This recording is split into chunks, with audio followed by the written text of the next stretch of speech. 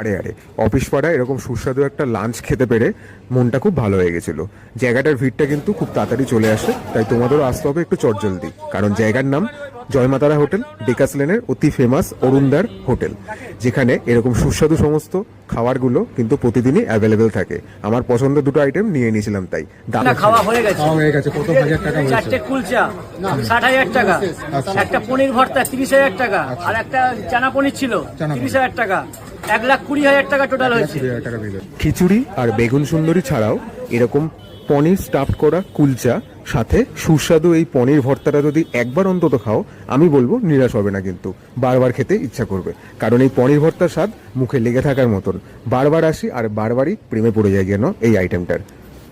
অবধি প্রায় সমস্ত আইটেম অ্যাভেলেবেল থাকলেও পনির ভর্তা বা আলু 65 এই হিট আইটেমগুলো কিন্তু তাড়াতাড়ি শেষ হয়ে যায়, সেটা মাথায় করে চলে এসো।